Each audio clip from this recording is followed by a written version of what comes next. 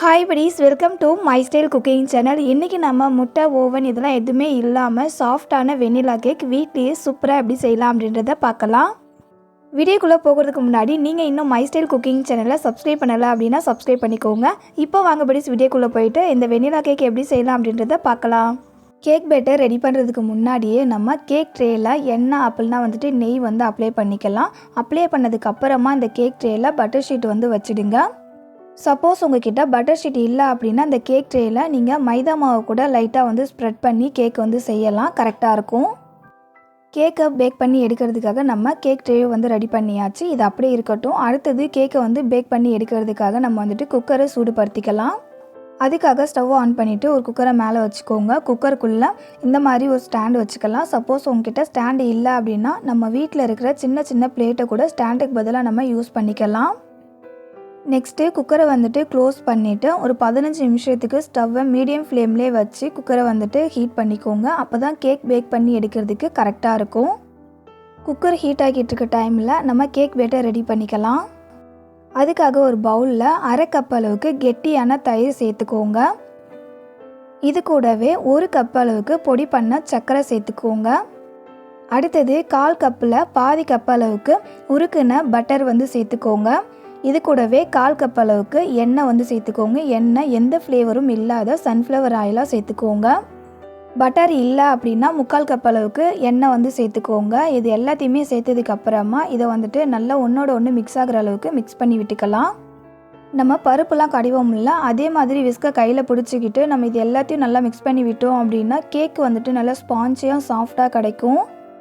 Mix பண்ணி விட்டதுக்கப்புறம் பாருங்கள், எல்லாமே நல்லா மிக்ஸ் ஆகி எந்த அளவுக்கு நல்லா க்ரீமியான ஒரு டெக்ஸ்சரில் இருக்குல்ல.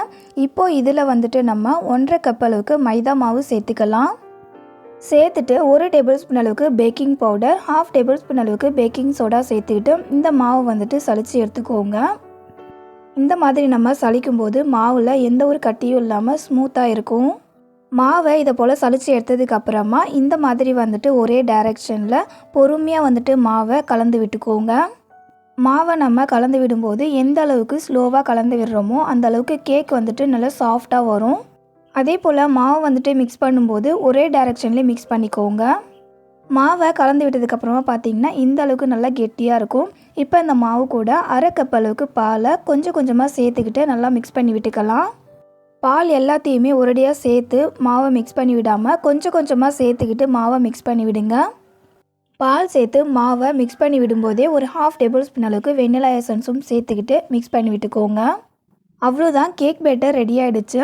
கேக் பேட்டருடைய டெக்ஸ்சர் பார்த்திங்கன்னா இந்த மாதிரி ரிப்பன் டெக்ஸ்சரில் இருக்கணும். ஸோ இதுதான் கரெக்டான டெக்ஸ்சர். இப்போ இதை நம்ம கேக் ட்ரேயில் மாற்றிக்கலாம். எந்த கேக் செஞ்சாலும் இந்த மாதிரி செஞ்சு பாருங்கள். பிகினர்ஸாக இருந்தால் கூட கொஞ்சம் கூட சொதப்பாமல் ஸ்பான்சியான அண்ட் சாஃப்டான கேக் செய்யலாம். கேக் பேட்டரை கேக் ட்ரேயில் மாற்றினதுக்கப்புறமா இந்த மாதிரி நல்லா தட்டி விட்டுக்கோங்க. இந்த மாதிரி தட்டும்போது உள்ளே இருக்கிற பபுள்ஸ் எல்லாமே வெளியே வந்துடும். குக்கரும் 15 நிமிஷத்துக்கு நல்லா ப்ரீஹீட் பண்ணியாச்சு. இப்போ இந்த குக்கரில் நம்ம ரெடி பண்ணி வச்சுருக்கோம்ல கேக் பேட்டர், அதை இதுக்குள்ளே வச்சிடலாம். வச்சுட்டு க்ளோஸ் பண்ணிக்கோங்க. இந்த கேக்கை 45 நிமிஷத்துக்கு நம்ம பேக் பண்ணி எடுத்துக்கலாம். ஸ்டவ்வை மீடியம் ஃப்ளேம்லேயே மெயின்டைன் பண்ணிக்கோங்க. 45 நிமிஷம் ஆனதுக்கப்புறமா நம்ம கேக்கை ஓப்பன் பண்ணி பார்க்கலாம். 45 நிமிஷத்துலேயே கேக் நல்லா பேக் ஆகி வந்துடும். சப்போஸ் உங்களுக்கு பேக் ஆகலை அப்படின்னா இன்னும் ஒரு 5 நிமிஷம் பேக் பண்ணி எடுத்துக்கோங்க.